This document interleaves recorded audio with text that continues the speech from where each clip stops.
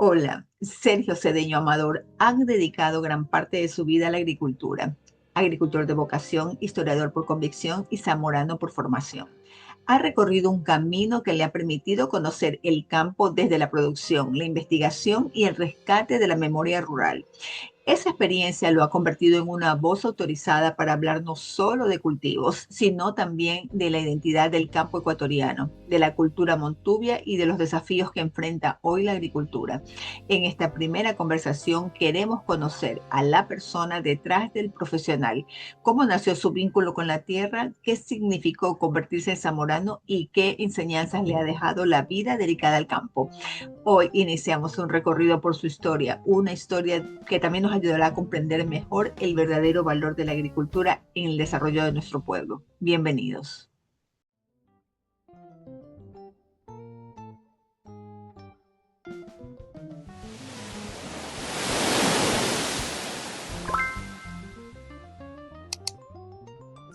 Detrás de cada alimento que llega a nuestra mesa hay una historia, pero también hay personas que han dedicado su vida a entender la tierra, los cultivos y el mundo rural. Hoy nos acompaña un colaborador del Costanero, quien es ingeniero agrónomo, historiador y escritor. Él es Sergio Cedeño Amador. Su formación comenzó en la Escuela Agrícola Panamericana, conocida en toda América Latina como Zamorano, una institución fundada en 1941 en Honduras y considerada una de las escuelas agrícolas más prestigiosas de la región, donde generaciones de profesionales han aprendido que la agricultura se estudia, pero también se vive en el campo. Queremos conocer cómo nació esta vocación, qué significa ser zamorano y cómo ese camino lo llevó a convertirse en un referente de la agricultura y un apasionado investigador de la historia, la cultura y la cultura montuvia del Ecuador. Bienvenido, Sergio. Muchas gracias por este momento para conversar con usted. Muchísimas gracias, Olguita, y muchísimas gracias al Costanero. Tengo un alto honor de estar aquí recibiendo al Costanero y a usted, así que estamos a las órdenes. Como usted decía, yo me gradué en el Zamorano ya hace más de medio siglo y en el año 73. Y antes de eso, antes de ir a estudiar a Honduras, pues yo trabajaba, ayudaba a mi abuelo en su hacienda de cacao en Naranjal. De allí nació esa pasión que usted dice por la agricultura y por las frutas y por la ganadería y por todo lo que es la agricultura, ¿no? Ahí en Naranjal, en la hacienda de mi abuelo. Y por eso decidí irme a estudiar allá. Y posteriormente, una vez que ya regresé al Ecuador, pues he estado 52 años trabajando en el campo de aquí del Ecuador hasta que hace 2 años me jubilé y me he retirado momentáneamente de forma laboral, pero sigo activamente en la agricultura, asesorando en distintos países en cultivos de cacao y banano y también de breadfruit, que es una fruta que posteriormente podemos hablar si usted desea, ¿no? Por Pero supuesto que sí. principalmente he estado ligado al cacao, al banano y al mango en las empresas que yo he manejado durante esos años y antes de eso también cultivos de arroz y de ganado, ¿no? Pero los últimos 35 años he manejado la empresa dedicada al cultivo extensivo de banano, de cacao y de mangos. Y esa ha sido mi actividad por los últimos 35 años, pero al mismo tiempo, pues, como usted también mencionaba, pues soy miembro de la Academia de Historia del Ecuador, pero únicamente porque me dediqué a estudiar la historia de cada una de las plantas con las que trabajo y algunas con las que no trabajo. Entonces soy el único miembro, creo, en la Academia de Historia del Ecuador, que soy un campesino, un montubio, dedicado a estudiar la historia de las plantas. Pues ya las he sembrado, ahora tengo que estudiar la historia de cada una de esas plantas. Y también durante todo este tiempo, desde el año 2002, fundamos una fundación de cultura campesina, de cultura montuvia en la costa del Ecuador. Entonces, durante todo este tiempo hemos tratado de preservar, de difundir las costumbres, las tradiciones montuvias de la costa del Ecuador que se han ido perdiendo producto de la de la influencia de la televisión extranjera o de la música extranjera, todo lo que viene de otros lados, y nosotros tratamos de preservar lo nuestro, lo nativo, lo autóctono, lo folclórico de nuestro Montubio, de nuestra costa, de nuestro campo. No solamente las costumbres, sino también leyendas, poesías, amorfinos, supersticiones, religiosidad montubia, gastronomía montubia, vestimenta montubia. Todo eso está relacionado con la agricultura también, porque el campesino es el que trabaja la tierra, ¿no? Entonces, por eso se dice que el montubio es el autor o es el artífice del progreso y del desarrollo de la patria, porque él es el que cultiva los principales cultivos del Ecuador, que como usted sabe, pues son banano, cacao. Actualmente pues ya también existen las camaroneras, donde no trabajan muchos montubios, pero en el cultivo del arroz y la ganadería. Esos son los principales cultivos de nuestra costa, y en todos el Ecuador ha progresado y ha sobresalido. Tanto así que muchísimos agricultores de América Latina y inclusive de otras latitudes, de otros continentes, vienen aquí al Ecuador a ver cómo es que los ecuatorianos, cómo es que nosotros sembramos banano tecnificado y podemos producir más de 4.000 cajas por hectárea. Entonces eso llama la atención y recibimos miles de visitas de agricultores extranjeros. Y lo mismo pasa en cacao. En cacao, hace 40 años el cultivo del cacao era un cultivo con cero tecnología, ¿no? Y nosotros iniciamos la tecnología del cacao con la variedad que nos dejó el ilustre agrónomo Homero Castro Zurita, la variedad CCN 51, que ha revolucionado la cacaocultura, no solo del Ecuador, sino de toda América, ¿no? Y todo el mundo en América, en los países cacaoteros, como Brasil, como Colombia, como Perú y varios de Centroamérica e inclusive del Caribe, todos quieren sembrar solamente la variedad del Ecuador, la variedad CCN 51. ¿Cómo una persona sabe que ese es el camino que va a tomar, en este caso, el de la agricultura? ¿En qué momento supo que quería dedicarse y que quería dedicar su vida a esa profesión? Yo creo que eso es natural en el ser humano, ¿no? El ser humano nace con una intuición a qué se quiere dedicar, ¿no? Hay muchos que se equivocan y estudian agricultura y después se dan cuenta de que no son para eso, que no quieren meterse al campo, que no les gusta el campo, ni el calor, ni los mosquitos, ni el lodo, todas las desventajas pequeñas desventajas que también tiene el campo, ¿no? Pero la persona que nace con esa vocación, pues somos felices de trabajar en el campo, hemos sido felices de trabajar en el campo. Yo tengo un hermano sacerdote y también, pues, él también tuvo esa misma vocación, ¿no? Por el sacerdocio, yo por la agricultura, ¿no? Y seguiré en la agricultura hasta, bueno, hasta que Dios quiera.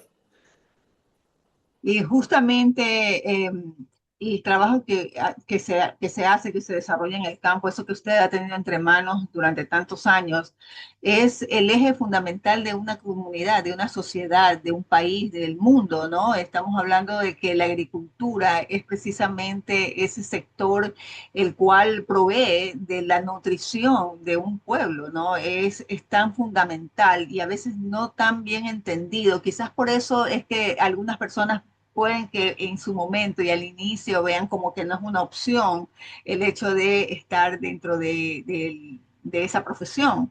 Y como La persona que trabaja en el campo o que estudia agricultura, agronomía, tiene que tener pasión por las plantas, por los animales, para poder progresar y hacerlas producir, ¿no?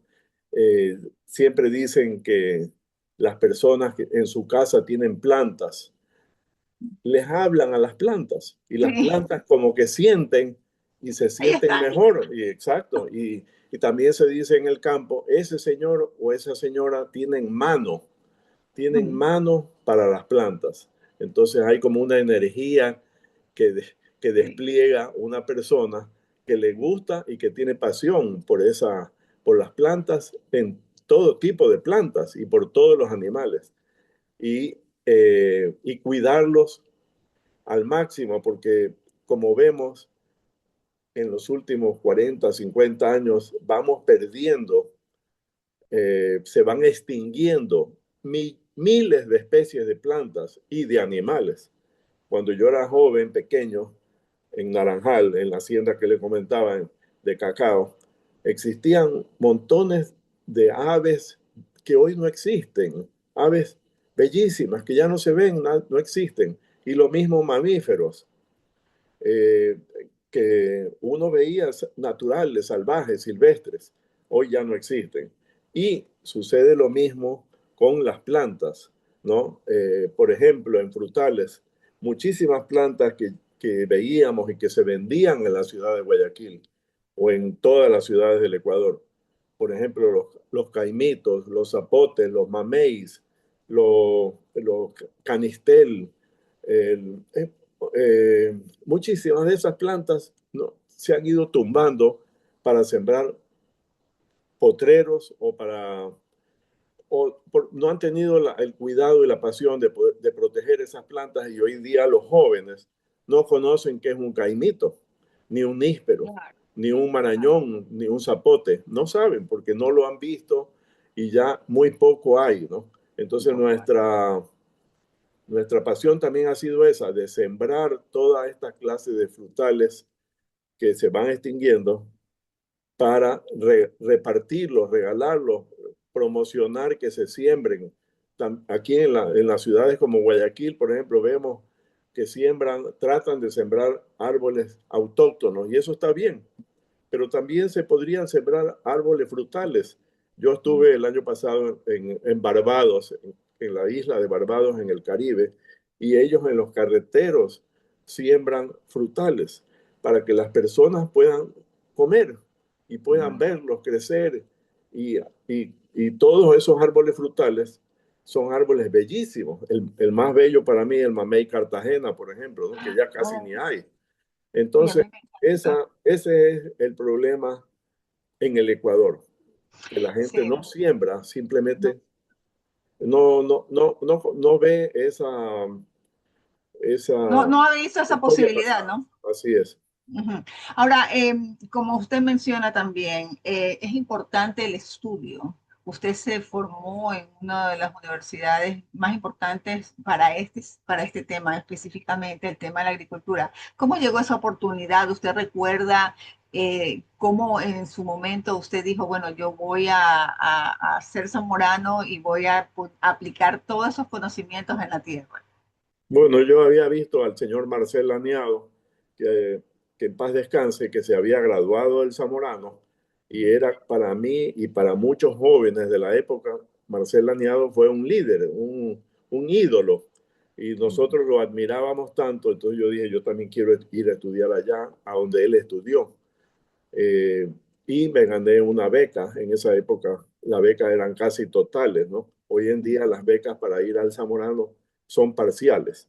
Y nosotros, los zamoranos graduados, tenemos una fundación que ayuda a los ecuatorianos que tienen excelentes notas en sus estudios de bachillerato y que no tienen las posibilidades económicas para poderse ir a estudiar al Zamorano. Entonces, esa fundación les ayuda en algo a, para pagar esas matrículas, ¿no?, que son caras hoy en día, porque ya todo ha cambiado.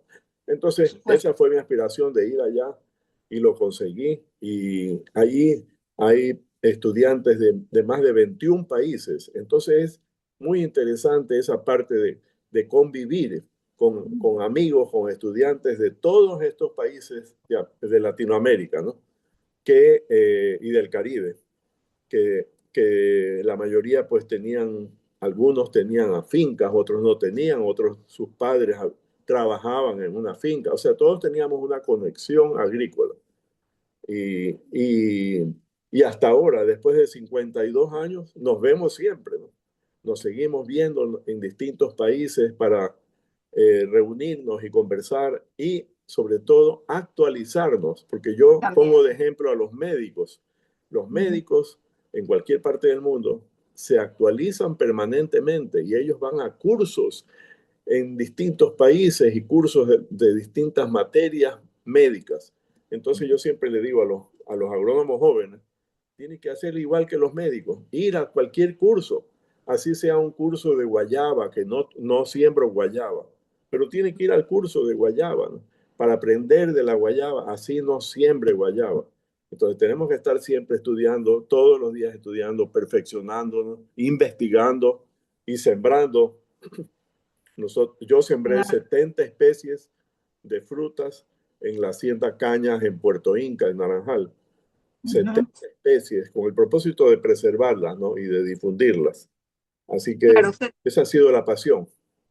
exactamente, ¿no? Y sobre todo hay esa filosofía del zamorano que es muy particular, ¿no? Aprender haciendo y entre el Y es, conocimiento, el trabajo práctico y todo esto que hace que pues tenga mucha más relevancia justamente el trabajo, que no solamente y que se puedan conocer y también poder compartir, intercambiar todos estos conocimientos con otros zamoranos de otros países, ¿no? Hay así es. una Usted tiene pues toda una vida dedicada al campo y su trayectoria que ha estado dedicada a importantes cultivos, como bien lo mencionaba, el banano, el cacao, el mango. ¿Cuál fue el mayor aprendizaje que le dejó trabajar directamente con los productores? Bueno, he tenido la suerte de que en todas las haciendas que he manejado, en todas las empresas agrícolas que he manejado, he trabajado en general con un altísimo porcentaje de montubios. Por eso Ujú, también digo que soy montubio, porque el montubio no es cualquier agricultor o cualquier campesino, sino que el montubio es un hombre de la costa del Ecuador que trabaja en la agricultura de la costa, pero que mantiene sus costumbres, sus tradiciones y conoce todo. Esa tiene como un, como un sexto sentido de la agricultura, ¿no? Y entonces yo he tenido esa suerte de poder aprender de ellos muchísimas cosas en la agricultura que no las aprendimos en el zamorano, ¿no? Entonces ha sido claro. un complemento trabajar con tanta gente durante tantos años y cada uno sabe, con cada persona uno aprende algo, cualquier cosa, ¿no? Y cada día se aprende algo. Entonces, he tenido esa suerte, he sido amigo de todos los trabajadores con quienes he trabajado durante tantísimos años y jamás tuve ningún solo problema en ninguna de las haciendas que yo he manejado como gerente. Ujú, Nunca he tenido problemas con la gente porque no, hemos sabido, como le digo, los trabajadores han sido como que si hablaba uno, hablo igual con un presidente de una república que con un trabajador, ¿no? No hay diferencia en el trato, en la cordialidad, en la amistad, sobre todo en la amistad. Hasta ahora mantengo amistad con muchísimos trabajadores de las haciendas que trabajé hace más de 50 años. Por eso, hace poco saqué una nota de la hacienda Angélica, donde trabajé cuando recién llegué graduado de agrónomo.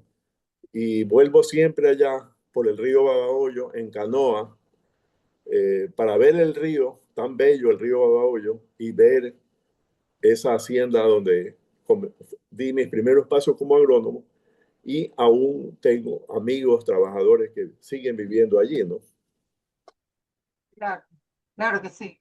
Ahora, usted estuvo recientemente en un evento que me llamó la atención. Yo soy un amante del mango, me encanta todas sus variedades. Acá pues puedo consumir, donde me encuentro, puedo solamente consumir lo que llega, pero las diferentes variedades que sé que existen. Usted estuvo precisamente en un congreso, un evento que hubo en Miami. Cuéntenos un poco cómo se desarrolla esta actividad, cuéntenos sobre la fruta, como que no es originaria del país, parece que tiene una trayectoria de llegada previa antes de que se comience a cultivar en el Ecuador. Sí, ese evento se llama el Mango Festival. Se celebra cada año en el mes de junio o julio en el Jardín Botánico de Miami que se llama el Fairchild Tropical Garden. Todos los años se celebra este festival que incluye la presentación de más de 300 variedades de mango, con cada una con su nombre para poderlas distinguir en diferentes colores, en diferentes tamaños, en diferentes olores, porque cada una huele diferente, ¿no? Y el olor es algo del, es el atractivo del mango también. Entonces, Sí. aparte de la exhibición de estas variedades, también se celebran degustaciones y hay salones para tomar jugo de mango y distintos productos de mango, mango deshidratado, mango y especialmente lo más importante del evento son las charlas, las conferencias, donde acuden importantísimos científicos especializados en mango, algunos de la Universidad de Florida, otros de la Universidad de Kansas. Hay gente de Asia que viene también, de la India, que viene también a dar sus conferencias sobre el mango, sobre el cultivo del mango, ¿no? Que como usted decía, pues el mango es originario de India, por eso se llama, su nombre científico es Mangifera indica, porque viene de la India.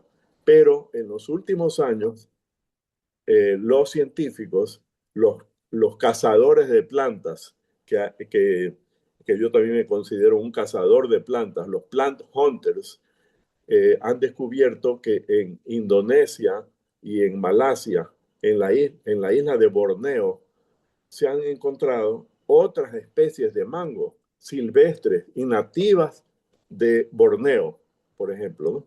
Entonces, no, el origen del mango no está solamente en la India, sino también en Indonesia y Malasia, en Borneo. Pero con todas estas especies salvajes se están realizando cruzamientos, porque híbridos de mangos, de variedades de mangos, se ha hecho toda la vida. Entonces, el mango Hayden, por ejemplo, lo cruzan con el mango Tommy y sale otro tipo de mango. Es como cruzar dos razas de perro, ¿no? Los perros son de la misma especie y género, pero son dos razas diferentes. Entonces, en el mango se están cruzando dos especies diferentes. El Mangifera indica, que es el mango que conocemos, con mango silvestre como Mangifera casturi, Mangifera odorata, etcétera. ¿Para qué hacen estos cruzamientos ya de especies, no? Justamente es para obtener mayor productividad, mejores colores, mejores sabores. Otros realizando en los últimos años cruzamientos de diferentes especies de mangos para obtener mejores sabores, mejores colores, etcétera, para distinguir Sí. la diversidad de los mangos, ¿no? ¿Sabe que eso le iba a preguntar? La variedad de antes de que se hicieran todos estos cruces, ¿cuántas eran aproximadamente que han llegado a poder extender hasta 300 variedades de mango? Es precisamente porque la han hecho como, ¿qué sería? Han cruzado, ¿cómo se llama ahí en ese caso en Sí, agricultura? son cruzamientos que se han Los ido cruzamientos. realizando. Entonces, los mangos que se exportan en el mundo, de los Ujú. países, principalmente los países, el principal exportador de mango en el mundo es México.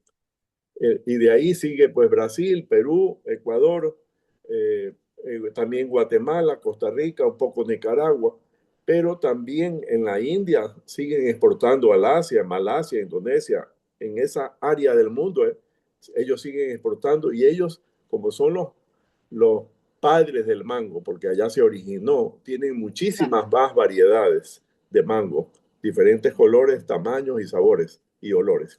Entonces se han venido importando esas variedades y esas especies de mango para obtener resistencia a las enfermedades y resistencia al cambio climático, porque el mango es una fruta que, por ejemplo, aquí en el Ecuador, necesita florecer con un poco de frío.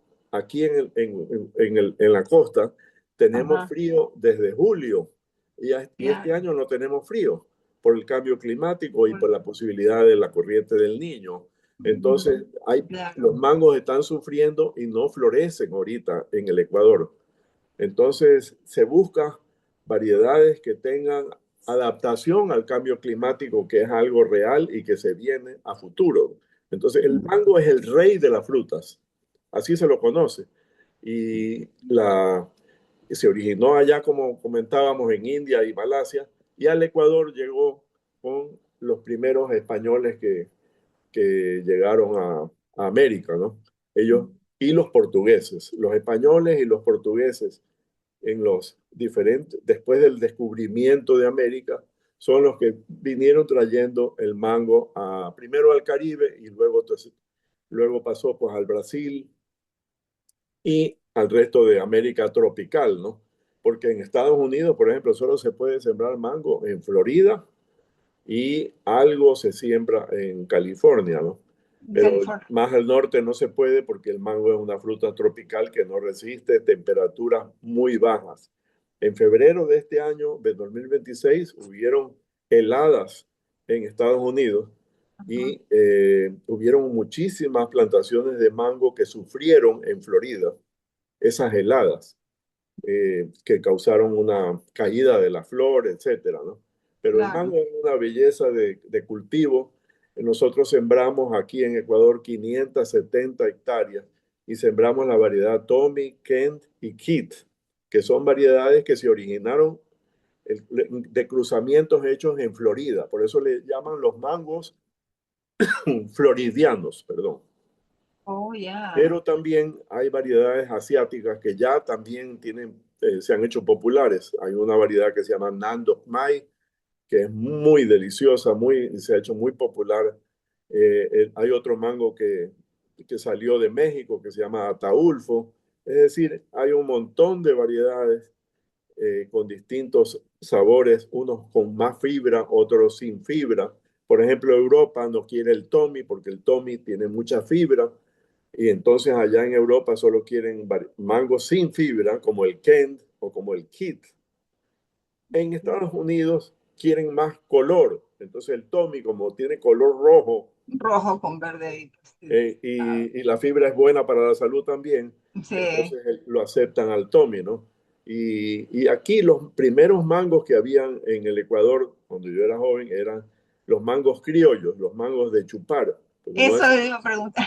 esos mangos de chupar todavía existe una pequeña plantación en Daule, al pie del río Daule, Ajá. a mano derecha antes de cruzar el puente que se cayó. Ahí hay una plantación Ah, que lo ya. menos tiene 70, 80 años, ¿no? Y esas son mangos criollos, Son deliciosos. ¿Por qué son mangos originarios. criollos? ¿Esos salieron de algún Bueno, mestizaje también? es lo que trajeron los españoles, ¿no? Ah, esos a mí vinieron acá. Sí, Ah, así fueron es, allá. los trajeron Oh, ya. en España, pues hay unos pocos cultivos en la zona de Málaga, pero estos mangos criollos no se sabe exactamente de dónde lo trajeron, pero fueron los Mm. españoles y los portugueses que Y trajeron. mientras más chiquitos son más jugosos, ¿no? Bueno, los más jugosos y mejor sabor. Y Y mejor para, sabor. y para los jugos concentrados se usa mucho el mango criollo, porque tiene mejor sabor, Oiga, ¿no? y la cáscara también se la usa. No, la cáscara no No. se la usa, pero hay mangos que tienen la cáscara muy débil, como muy, Ajá. muy fina, entonces no resisten el tratamiento de agua caliente, porque Oh, para, ya. para exportar a Estados Unidos, que el Ujú. 95% del mango del Ecuador va para Estados Unidos, Para Estados Unidos. 90 o 95%, requiere previamente la exportación que sea tratado en unos tanques enormes de agua caliente. Eso se llama el Mm. tratamiento hidrotérmico y eso se hace para prevenir la mosca de la fruta que pudiera estar en el interior Podría. del mango, ¿no? Una larva, un Ah, gusanito. gusanito. Generalmente no tiene porque se han hecho controles en las fincas con Claro, trampas claro. y con fumigaciones, pero Sí, los Estados Unidos tiene ese protocolo y exige eso a todos los países tropicales, no solo al Ecuador, también claro. tienen que hacerlo desde México hasta Brasil y Perú, que son los últimos países que tienen, porque ya Chile no tiene mango, ni Argentina, ni Uruguay, peor, ¿no? Y en este festival que tuvieron ahora en Miami, se trató también el tema de repente de los retos que enfrentaría pues el mango frente al cambio climático que hemos estado mencionando mucho en estos momentos, o qué otras variedades pudieran ser afectadas. ¿Cómo se está tratando eso? ¿Como un modo de prevención o realmente no habría posibilidad? Sí, una de las universidades que más estudia esto, aparte del Departamento de Agricultura de los Estados Unidos, que en Miami tiene una colección de 400 variedades de mangos, ¿no? Ujú. Entonces, ellos estudian cuáles son los mangos que están resistiendo estos 2, 3 últimos años donde las temperaturas han sido inusuales y cada vez peores, ¿no? Entonces, Claro. se están se sigue estudiando permanentemente cuáles son los mangos que van a sobrevivir y cuáles son los que van a desaparecer por Ujú. el cambio climático o por falta de demanda, porque la gente demanda cierta calidad de mango, ¿no? Cierto gusto, cierto tamaño también. La gente no quiere Claro. mango pequeño. La gente ni No. tampoco quiere el mango muy grande. Hay una variedad que se llama Es que es C. como un mediano ahí. Sí, Sí. la gente en general, tanto en Estados Unidos como Europa o en cualquier país, quieren un mango mediano y se Ujú. está enseñando a comerlo, porque mucha gente dice, pero es difícil pelar el mango y cómo lo como. Más fácil es comerse un banano, que uno lo pela y ya está. Pero es muy fácil pelar el mango, es decir, comerse un mango y hay formas de comerlo sin ensuciarse las manos, ¿no?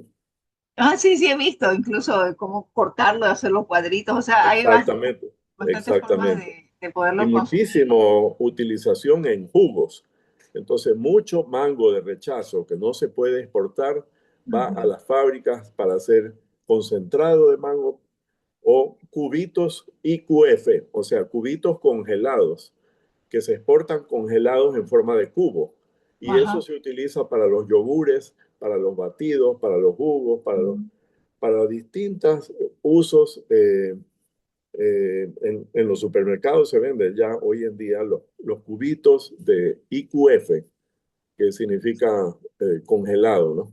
Y lo Claro. deshidratado también, que no tiene tanta demanda como el IQF, ¿no?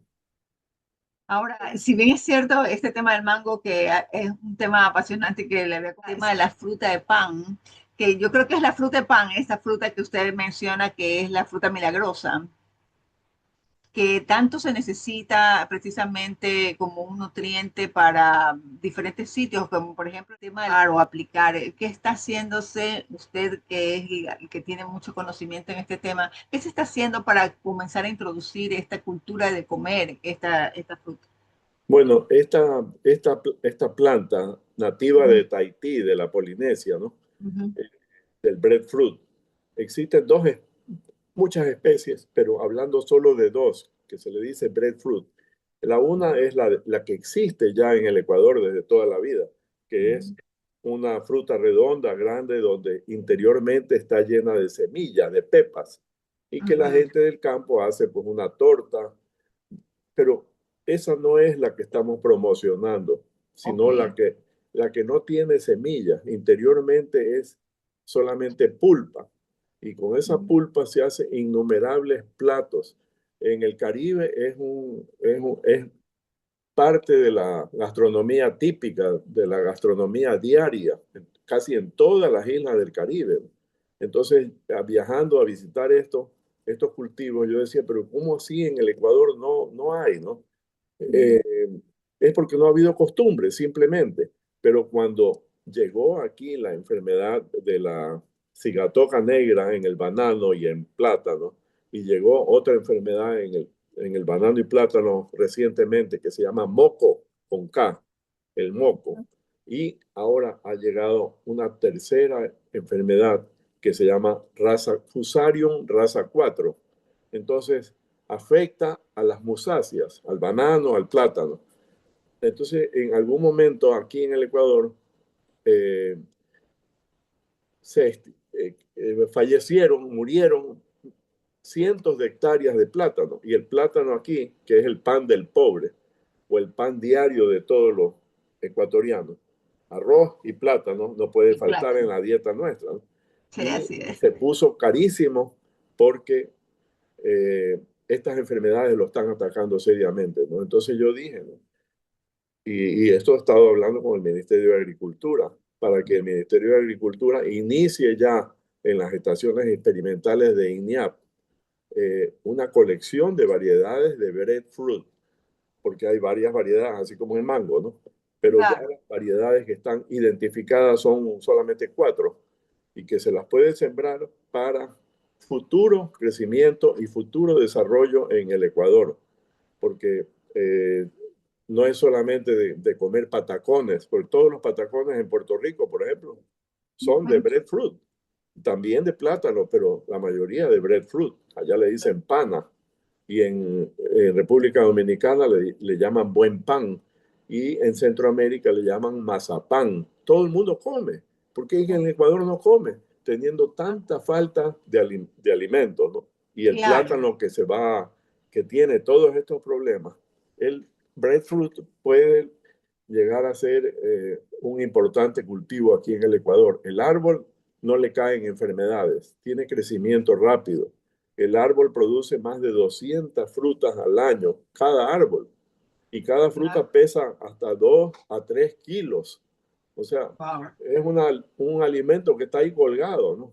claro, Y sin gluten y alto en carbohidratos y también tiene vitaminas y nutrientes, minerales, ¿no? Es un ujú, alimento del futuro, un alimento milagroso, que en todas las islas del Pacífico, donde es el origen, desde Hawái hasta Tahití, Polinesia, Austronesia, Melanesia, toda esa gente allá consumen este es su alimento. Y lo claro, mismo en el Caribe.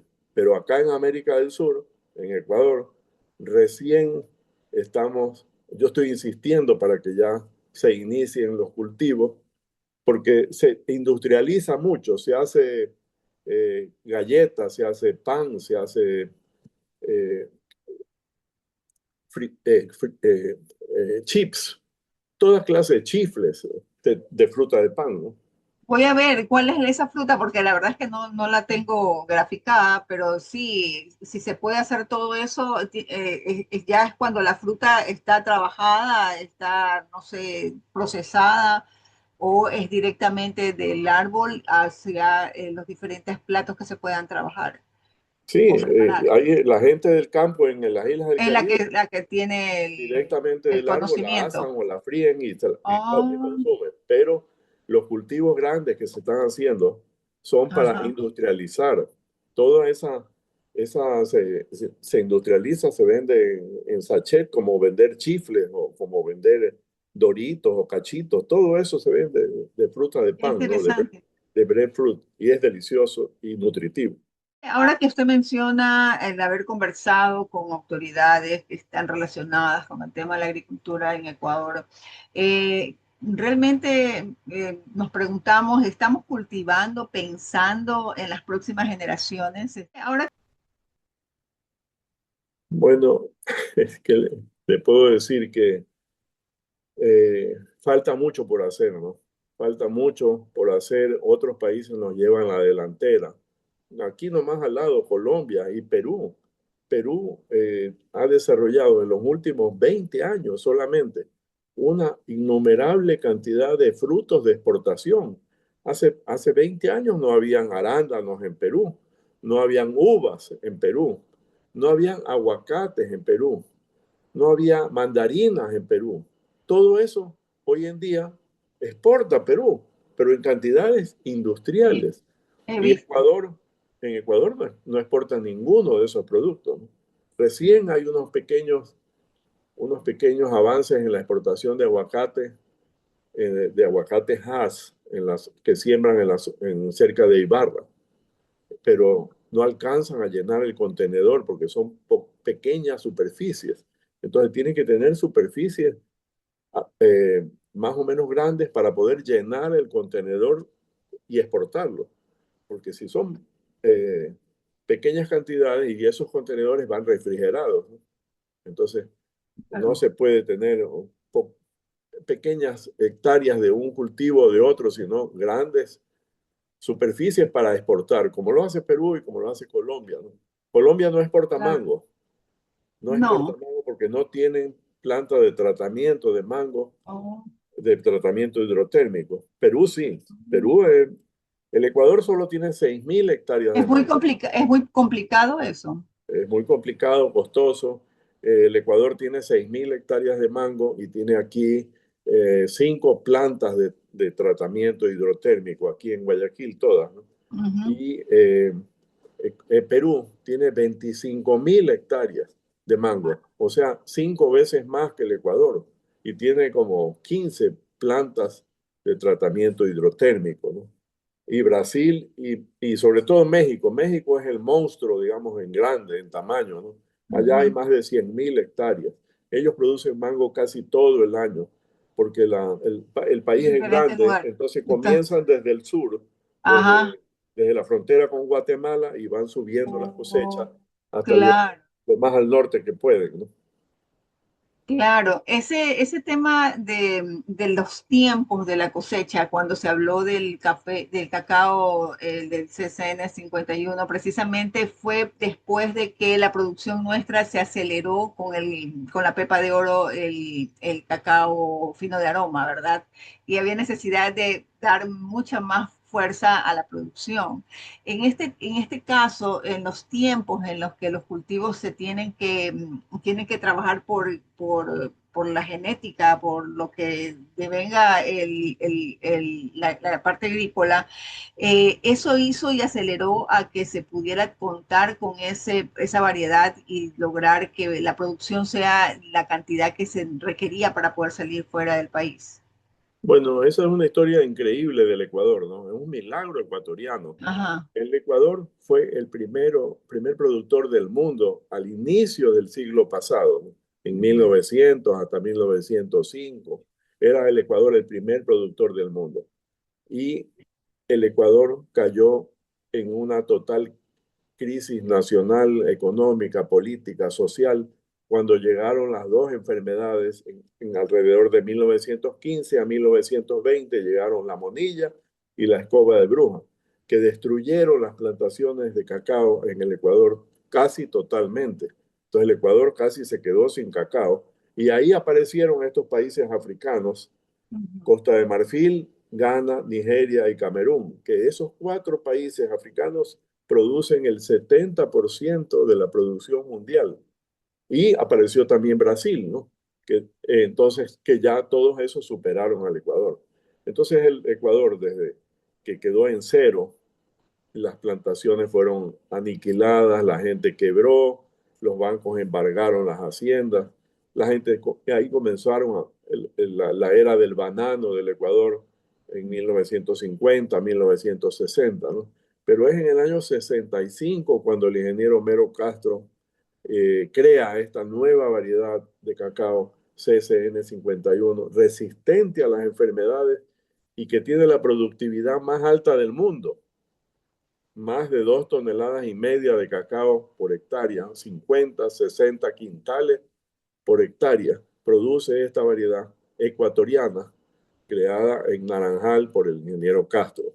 Entonces, revolucionó la, el cultivo del cacao. El agricultor de cacao vivía en la pobreza antiguamente porque la productividad era bajísima Decayó. y con la susceptibilidad a las enfermedades, pues el cacao no producía. Pero con esta variedad, esta variedad es la que ha mejorado el nivel de vida de los productores de cacao del Ecuador y ahora de otros países también. Porque el agricultor de cacao hoy en día, aquí en el Ecuador, ya no es una persona pobre, paupérrima, como era antes. Ahora tienen su casa, sus hijos en la universidad, colegio, carro, porque ese cultivo ha podido mejorar su nivel de vida por la altísima productividad que tienen. Que tiene, Y claro. por eso es que viene tanta gente al Ecuador a ver el milagro ecuatoriano que no hay en ninguna otra parte, ¿no? En África, las productividades y las producciones son altísimas en volumen, porque Sí, siembran exacto. millones de hectáreas, pero no pero allá son tribus, pequeñas tribus que tienen una productividad bajísima, ¿no? Porque no tienen tecnología, porque los gobiernos de esos países no pagan un precio específico por el cacao, no se rigen por el precio de la bolsa de Nueva York, ¿no? En los países aquí en Ecuador, pues nos regimos por el precio de la bolsa de Nueva York o la bolsa de Londres, que es la que dicta el precio mundial de la tonelada de cacao, ¿no? Acá. Así que la revolución del cacao, como yo llamo, o el milagro ecuatoriano, como yo llamo, es esa variedad CCN51.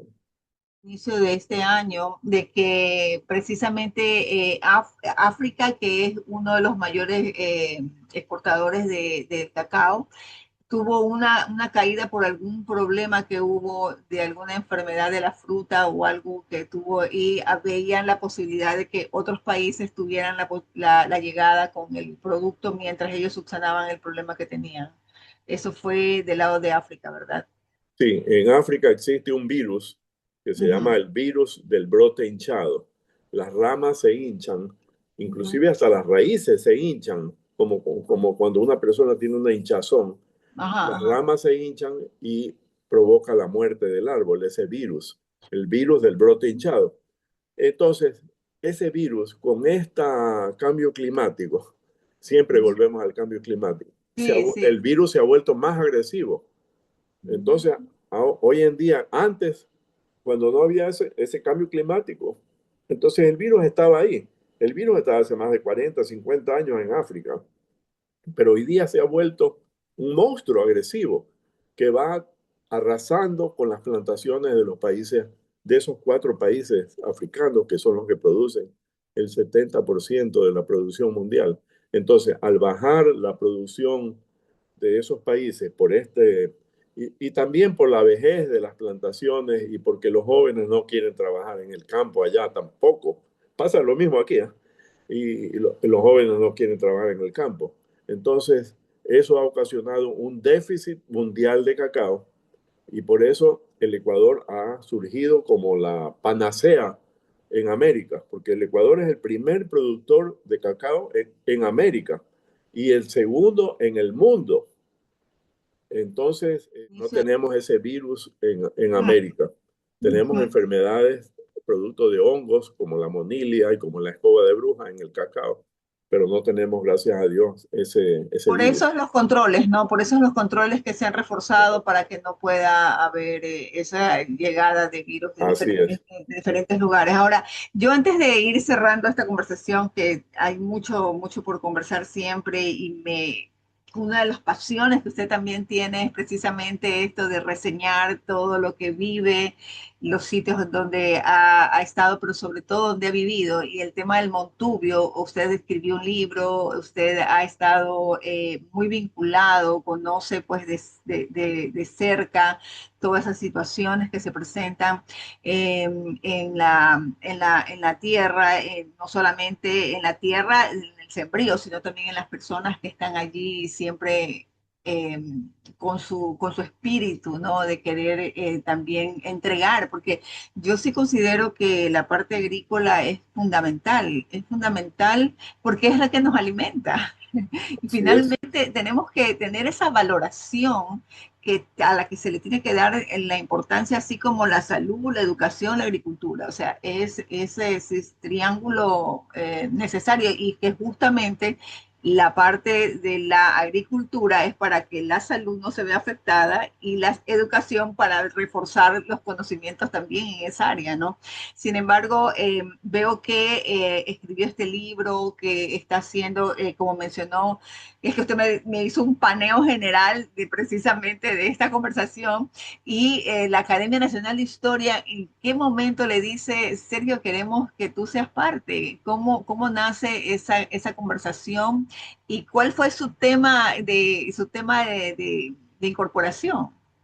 Ya, hace 10 años justamente el doctor Rodolfo Pérez Pimentel, que es el cronista vitalicio de Guayaquil, Uh -huh, él me pidió que sea miembro, me invitó a ser miembro de la Academia de Historia del Ecuador, capítulo Guayaquil, ¿no? uh -huh, Entonces, yo le dije que yo no era un escritor, ni un historiador, sino solamente un campesino, un Ujú. montubio, orgullosamente montubio, ¿no? Y él me dijo, pero tú escribes y tienes pasión por la escritura y por la historia de las plantas. Y por eso le decía, ¿no? Que soy el único que escribe de las plantas, de la historia, porque cada planta tiene su historia, así como cada pueblo tiene su historia, ¿no? Cada planta tiene su historia. Entonces, la incorporación, el cultivo que yo más he trabajado ha sido, yo soy quinta generación en mi familia sembrando cacao. Mi tatarabuelo comenzó en 1860 a sembrar cacao en Naranjal y por eso esa tradición hemos seguido y la incorporación, el tema de la incorporación o la tesis, como se dice, era el origen del cacao, dónde se originó el cacao y toda la historia del cacao hasta el día de hoy, ¿no? Entonces, esos dos temas fueron los que yo presenté a la academia en el Palacio Municipal de Guayaquil hace 10 años. Y desde allí para acá, pues, he seguido escribiendo en el diario El Universo y en otras revistas de Zamorano sobre las plantas, ¿no? Cada historia de cada planta, pero también de la cultura montubia. El libro Tesoros Montubios, que lo presenté hace 3 años, es, es como una enciclopedia de la cultura montubia, porque tiene diferentes capítulos relacionados con las leyendas, con los cuentos, con las supersticiones, con la religiosidad, como le decía, pero también con los 30 pájaros más importantes de la cultura montubia, por los 30 peces más importantes. Escogí ese número de 30 para no poner 100. No, Claro. entonces, 30 pájaros, 30 mamíferos, 30 peces, 30 anfibios que están relacionados con ese ambiente de la cultura montubia. Y aparte un vocabulario de la cultura montubia y las biografías de los folcloristas que más han trabajado con la cultura montubia en el pasado, ¿no? También los bailes, la música montubia, todos esos aspectos están en el libro, ¿no? Y lo hemos repartido en diferentes bibliotecas de los pueblos más montubios para que lo reproduzcan para los jóvenes, para los niños, para que vean y aprendan los pájaros, los ríos, los animales, los cuentos y las poesías y los amorfinos. Hay un capítulo de poesías y otro capítulo de amorfinos. Hay otro capítulo de danzas y otro capítulo de solo música y así. Completo, no, nunca estará completo, siempre faltará algo, ¿no? Pero estamos pensando ya en la segunda edición del libro porque se agotó. La presentación se hizo en el MAC aquí en Guayaquil y asistieron 350 personas porque también ahí se presentaron las danzas de Retrovador de Wilman Ordóñez, se presentó un poeta de Esmeraldas, un poeta que no es montubio, él es de la cultura afroecuatoriana. No Toda la vida dedicado al campo, a la investigación, a la historia, ahora con todo estos programas que sé que también hace temas de turismo y todo lo que usted viene trabajando para de alguna manera ir sembrando en el corazón de los niños, me imagino, de los Así jóvenes. es. ¿Qué le gustaría que estas nuevas generaciones aprendieran sobre la agricultura? Siempre trato de que los colegios de las ciudades grandes, lleven a los niños y a los jóvenes al campo. Y eso es lo que falta, ¿no? Un sitio que sea del gobierno o de la municipalidad, o que un sitio donde los jóvenes puedan ir y aprender todas estas cosas, porque no es posible que hoy en día yo tengo hijos que no saben qué es un caimito, ¿no? ¿Qué es un níspero? No saben, y los jóvenes no saben, no han ido al campo. Entonces, cuando a veces le pregunto ¿y cuál es, a alguna persona, ¿y cuál es este río? El río Babahoyo o el Daule, dicen, no, yo no sé, son ríos, pero no sé ni cómo se llama, ¿no? Entonces, ese aspecto de saber nuestra identidad, nuestra cultura, la cultura montuvia, aprender un poco de eso. Debería ser una materia de los colegios, Sí, ¿no? una materia de folclore. En otros países hay la materia de folclore. El folclore comprende todo eso que hemos conversado, ¿no? Y Claro. esa es la cédula de identidad de la persona.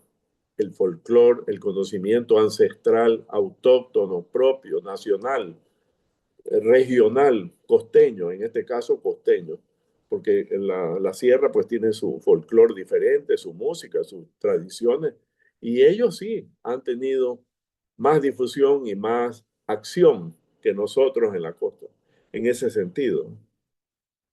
No sé si se terminó la idea del tema de la necesidad de conectar a los jóvenes con la naturaleza y cómo ustedes quisieran, no con la naturaleza, sino con el campo y directamente con la agricultura. Vemos muchos jóvenes que salen del campo buscando en la ciudad algo diferente porque a lo mejor el campo no les ha dado todo lo que ellos estarían soñando, ¿no? Que Bueno, hoy, sí, a qué se debe esa circunstancia, o sea, eso hoy motivar a día los jóvenes. hoy día es la peligrosidad que existe, ¿no? Que todos Claro. sabemos. Entonces, Ujú. eso hace que muchos quieran salir del campo. Pero si, cuando se controle eso, que ojalá Dios quiera que se controle, pues, lo Claro, que debe haber es claro. una materia de folclore, de cultura Ujú. campesina, de cultura montuvia, para que los jóvenes, así no vayan a estudiar nada de agricultura, tienen que saber, ¿no? Y tener un sitio, una finca donde haya una muestra de cada una de estas actividades, ¿no? Para que el joven vea un cultivo de cacao, vea un cultivo de banano, los principales cultivos y los frutales y la ganadería, ¿no? Para que se apasionen y algún día les guste esto, ¿no? Pero si no han conocido, ¿cómo van a apasionarse por algo que no conocen? No, pues si hay niños que ni siquiera saben que la leche que está en el cartón viene de una vaca, ¿no? Y es exacto, ese es un problema gravísimo que hay, ¿no? Sí, Eh, sí, sí, sí. Bueno, a veces sí bueno, acá hay escuelitas que sí hacen ese trabajo de llevarlos hasta ciertos lugares, más que nada cuando están no tanto cerca de la ciudad, sino más bien upstate, usted sabe, fuera de la claro, ciudad, siempre hay esas posibilidades. Bueno, realmente muy apasionante el hecho de su conversación, el de habernos dado su tiempo, Sergio, y sobre todo que hoy conocimos el camino de un hombre que hizo de la agricultura una forma de entender la vida. Su historia nos recuerda que el desarrollo del campo comienza con el conocimiento, disciplina y pasión. Gracias, Sergio, por acompañarnos. Gracias por estar en con el periódico El Costanero, con también compartir la información que siempre nos presenta. Y bueno, estaremos en una nueva oportunidad para poder seguir conociendo de ese gran bagaje que usted tiene, conocimiento que es tan necesario cada día para poder, sobre todo, motivar, ¿no? Motivar a las personas de cualquier edad. Hablamos a veces de los niños, de los jóvenes, pero en todo caso de cualquier edad que aún sienta la necesidad de poder hacer algo más para nuestro mundo, para nuestro país, el lugar donde nos encontremos. Así que muchísimas gracias a usted, Olguita, y muchísimas gracias al Costanero. Siempre sigo al Costanero, me encanta. Y todo lo que ustedes presentan y nos enseñan cada día. Muchísimas gracias y siempre a las órdenes. no